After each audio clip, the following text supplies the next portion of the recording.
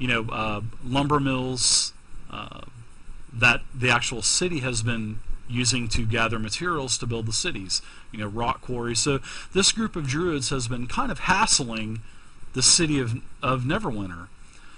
So when the guard notices this, he actually informs Gregos, you need to arrest this guy because this is one of the culprits that's been messing with the city. So basically, Gregos arrested Magic, our druid, and Magic had been in the brig for probably about 4 to 5 weeks. There was no trial or anything like that. They were just basically teaching him a lesson, and that was about it. So Gregos kind of felt a little bit of compassion. I'm not saying total compassion, but he had been assigned to the jail to where Magic had been staying. So when he's watching the other prisoners and stuff, they would kind of chat sometimes, because obviously Magic had really done no serious crime. When all the other prisoners in there are there for thievery or peddling black market goods or murder, and sometimes somebody will kill somebody, so they're in there as well. So Gregos has kind of got along with Magic a little bit. I'm sorry, Starius a little bit, and Gregos actually pulled some strings to get him out of jail, because he actually went to bat for him, because he really had done no wrong crime. So as Gregos had done this, it really didn't help him becoming a full-fledged member of the guard, but it didn't hurt him either. So anyways, Tharius is out. He's been running with this group of adventurers, and they've all been staying at the Moonstone Mass Tavern. And no, you guys are not wearing your little masks to go into the VIP area. Not this game. But now, yeah, waka waka waka. But there has been some problems around the city lately. I'm not going to say it's not changing the world or anything, but there's been a lot of thievery going on in the Black Lake districts.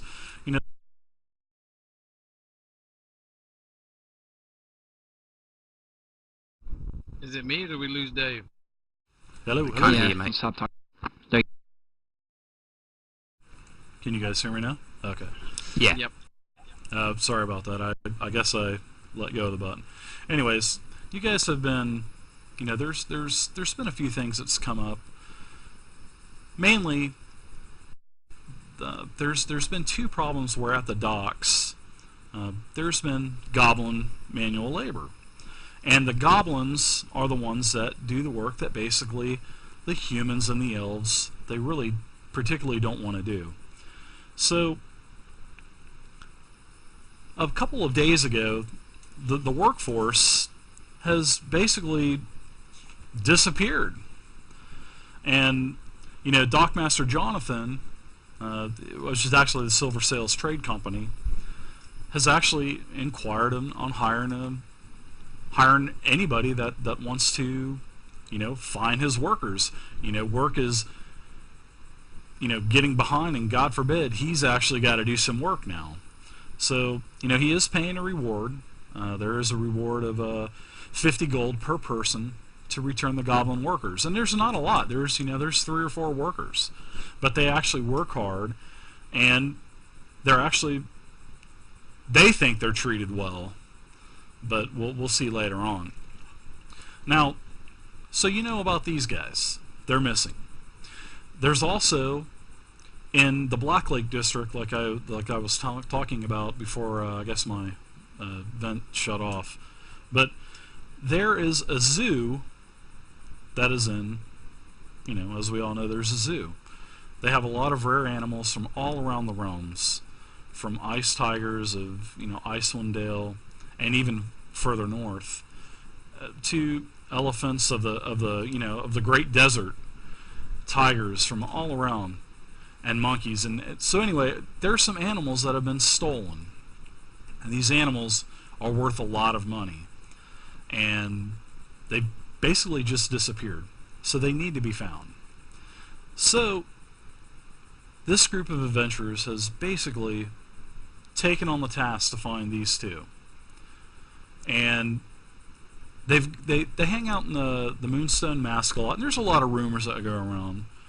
And they've found out that there are some sewers, that are in the slums, and the sewers have had a lot of activity lately. And that's it's basically the nest, and there's some sewers there, and that's basically the gist is you guys have paid money, and your informant has basically led you to them. So this is where we are at the point of the story of where we're at now. You're on the tail. You've been in the sewers. You've basically cleared the sewers out, and you have a map of the sewers, and you're basically at the end of the sewers. And you can hear, as you're coming down this final hall, you can actually hear, some language that you may be familiar with if you can speak Orc. If you cannot speak Orc, then you obviously don't know what's being said. But you can also, hear like growls and stuff like that as well. So basically, you think your hunches are right, your informants are right, and this is where we're at now. We are at the very end of the hall, minus Izzy there. And everybody, I want you guys to please adjust your miniatures where you want them on the map. So if you want to be up front, move them around where you want. I can't move my... and easy. Can you click and hold it? Oh wait. There we go. I'll be here. I'll just stay here in the back. Oh, I figured a mage would want a tank. Not where's yet. The front? Where's the back? The front is basically north, going straight up. Okay, basically, everybody highlight one of the miniatures. I want to explain something real quick about the miniatures before we start. Now, there is the the three circles, as you can see. You guys can write it down or whatever if you want to take a note. But this first number on the left in the red, that is your armor class.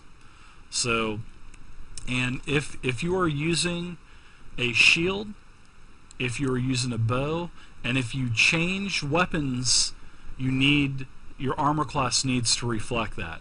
So, Jeff, you have a... I just changed it to 1. Okay. Well, whenever you change between ranged and melee, and Izzy as well, but she's not here, you really need to update that, and just so we have accurate rolls and everything. So that's the left number. Now the middle number is your health, and your health is your hit points basically. And well, you guys knew that anyway. So I have Gregos, for instance. I have Gregos highlighted. Say Gregos gets hit for 6 points of damage.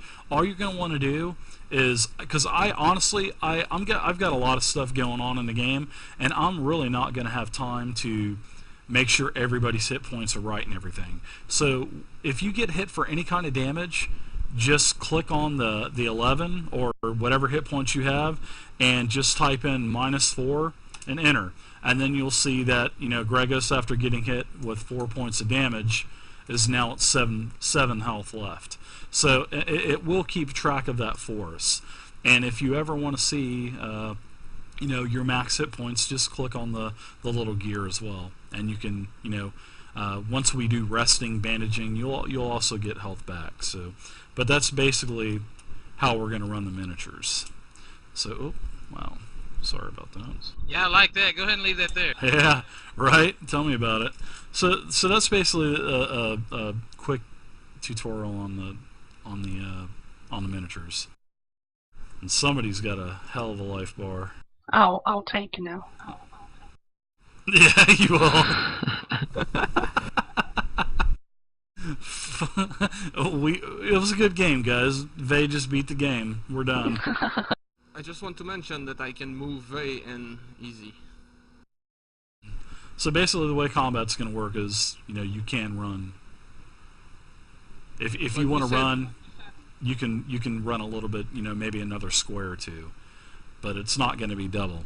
I don't want you to be able to run the entire screen, get an attack, run the entire screen, get an attack. I want to keep it realistic. So, I know, but like what I if said, 4 squares and an attack. Now what? 4 Now, square Mike? and an attack. But what if I use my full round to move? How many square? Yeah, you run another square or two, but I mean it's not going to be Okay. double squares.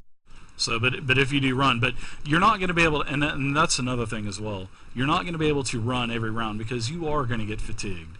So I will allow you to run once in a combat. That should be fine. But other than that, no, I'm just not going to allow it. I'm sure there's charts and everything else for that later on, but not in this game. So, Dungeon Master, what's Yes, the sir. level of distance between each one of these squares? So one square is equal to what distance?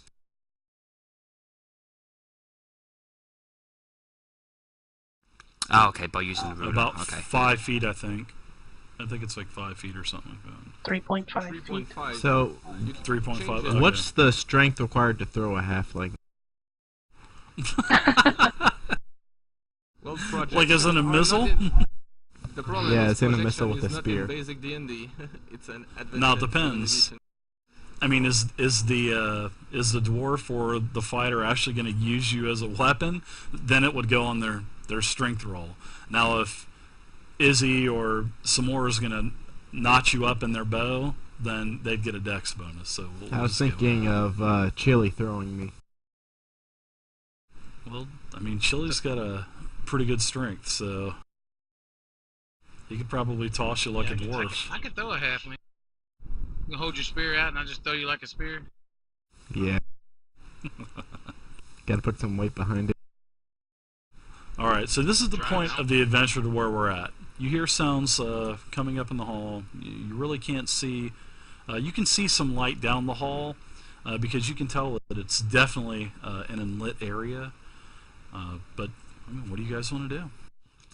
I would like to ask Vey, considering Vey, you are a learned woman. Do you understand what's going on down the hall? Oh, Yes, I hear the sounds. I can speak Orc. Would you be able to translate what they say? she can. She can hear that. She can hear some violence actually. She can hear an orc screaming commands to get ready. They're almost here. So basically, they know you're here, and they're just basically preparing for a fight or whatever is going to happen. So, but you can also hear some violence as well, sort of like a shriek or anything. Can anybody here speak Goblin? Yes. Ah. If you can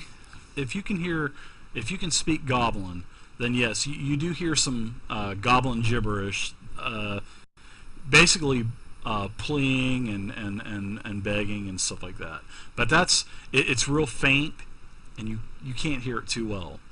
But you can hear that there's one orc in there that has a very very tony voice and is yelling out commands and everything like that. So you know that there's definitely something in there, and plus what I said earlier, you do hear some growls and something. Somebody even remarked, "Did I just hear an elephant?" So that's where we're at. You said a very What do tony you guys voice. want to do? Yes, a very tony Hey, voice, yo, deep tone. hey, yo, get those goblins over there. Want to use Zareth since he can speak all of that. Or at least hear it. Yes, send the drunk guy So- in first. Maybe we can dialogue with them and see what they want. don't know if they'd be up to dialogue, and they sound pretty angry. Yeah, I they think do want sound to a give bit us all fruity. their money. Maybe our They say we thief smashed could. them all. Dialogue with my sword. Maybe our That's a maybe our pretty thief sharp could tone. sneak up and look at how many of them there are and what's in there. Maybe I can scout up. definitely attempt to hide or meld with the shadows to see whether or not I can scout ahead for all. But you're going to have my back here, because if I break it, or they do spot me, I don't want to have like a horde of orcs on my ass. Well, you just lead them back to me. Never thought I'd hear you We'll say get your that. back if anything goes down.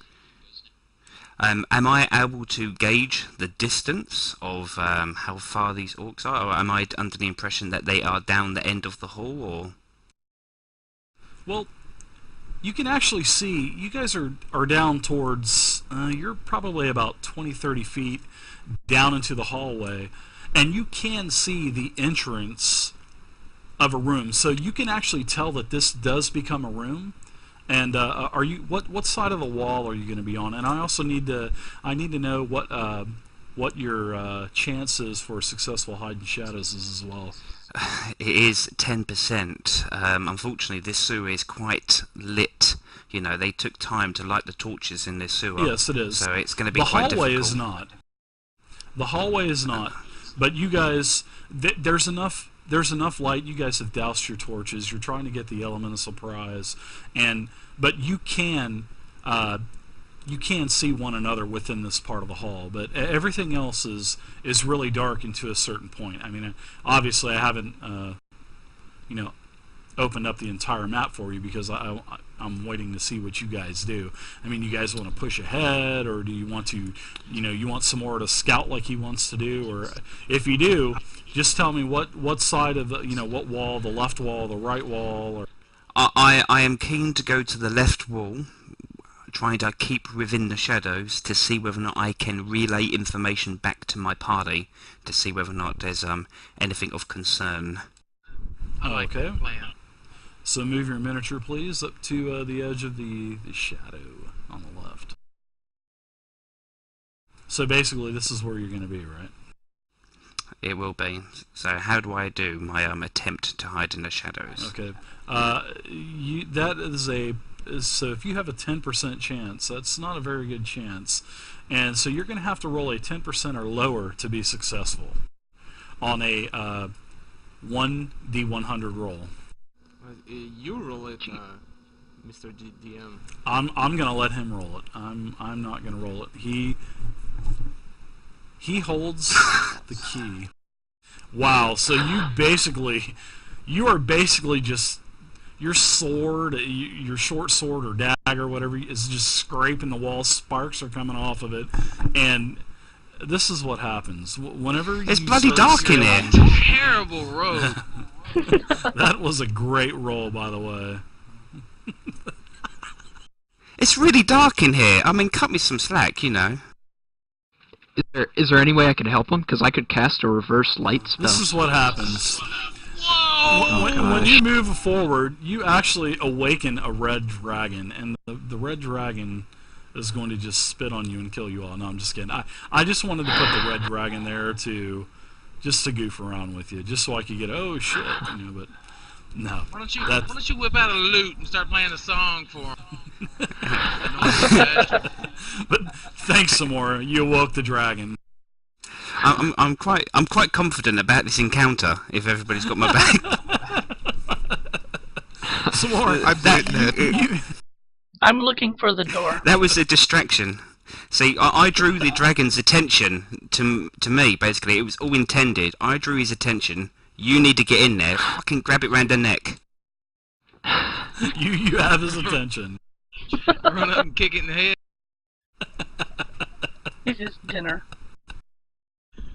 Okay. So does that mean I killed the dragon?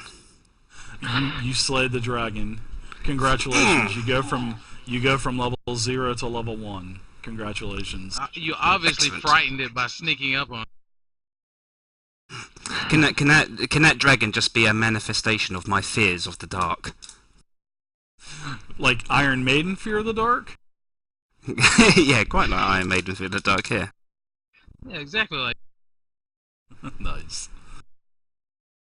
So my Right, bad, so- guys, but there is a Yeah. campfire here, it appears, so we haven't got the element of surprise anymore, I don't believe.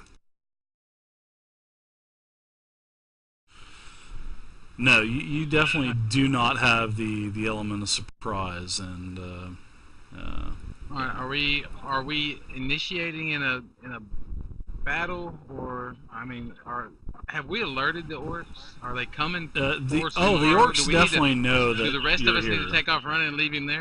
I'm gonna listen to see if Well, they some say more- anything. Samora, yeah, basically you're hearing the same thing. You're hearing an orc as you're hearing ready your bows, ready the wargs, here we fight, basically. And Alright. you don't hear any more. And as for you, I think Jeff, you're the one that could hear. You're the one that could speak Goblin. But you basically you cannot that's hear Zareth. any other. Okay, Zareth cannot hear any more Goblin. So I'm going to go ahead and open up Wait, the wait, map and. Well, do we have any line of sight? I mean, I may attempt to cast a spell if I have any line of sight here. No, you don't see any. This is just right now. This is just for Samora, and Samora basically, whenever Samora is trying to be stealthy, and as you see him scaling the wall, and you see sparks shooting off his sword because it's just scraping across the cement wall. You guys just kind of move forward a little bit because Samora is basically going to awaken everything in here. Dungeon Master, am I under the impression that You the can call me scraping of David. my sword against the wall has made the orcs recoil, thinking that there's a much larger party in here? Because the mentality is like, oh wow, they're not trying to be quiet, there must be lots of them. Did you hear that noise? No, it is not like that. Basically, what this is what you see now, Samora. Oh Lord.